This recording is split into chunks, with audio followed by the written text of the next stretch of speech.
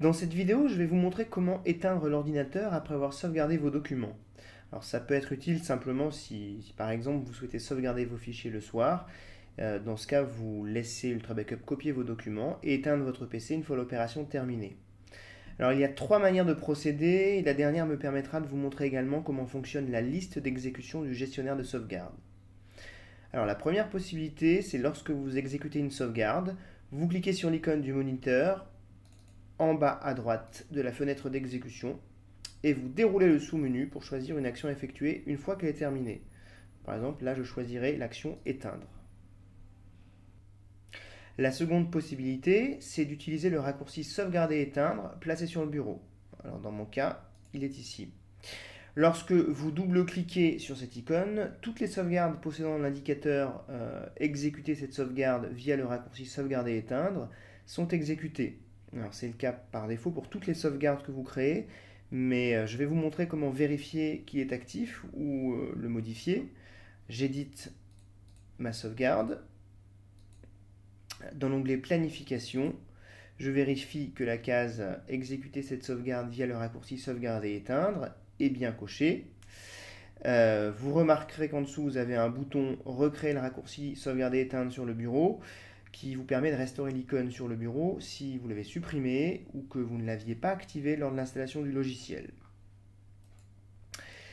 Ceci fait, il me suffit, quand je le souhaite, de double-cliquer sur cette icône pour lancer de manière séquentielle toutes ces sauvegardes et lorsqu'elles seront terminées, le PC sera éteint. La troisième possibilité utilise une fonctionnalité du gestionnaire de sauvegarde qu'on appelle la liste d'exécution. Il s'agit d'un moyen pratique pour exécuter plusieurs sauvegardes les unes à la suite des autres, puis pour effectuer éventuellement une action, extinction, redémarrage, mise en veille du poste, etc. Par ailleurs, la liste des sauvegardes peut être enregistrée et exportée comme un fichier dans Windows. C'est assez pratique car en un clic, vous pouvez déclencher depuis l'explorateur l'exécution d'une série de sauvegardes. Alors démonstration, je sélectionne mes sauvegardes, par exemple celle-là. Je clique sur le bouton ajouter à la liste d'exécution. Donc vous voyez la liste d'exécution qui apparaît en bas. Ensuite je dis qu'après celle-là, j'exécuterai ma sauvegarde généalogie. Je peux choisir l'action à effectuer une fois leur exécution en déroulant ce sous-menu. Et par exemple là, je clique sur éteindre l'ordinateur.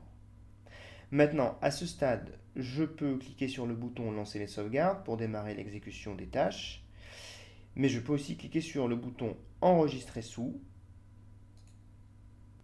pour créer un fichier qui contiendra la liste des sauvegardes. Donc là, je le nomme sauvegarder mes données et éteindre, par exemple. Là, comme je l'ai placé sur le bureau, je vois son icône ici.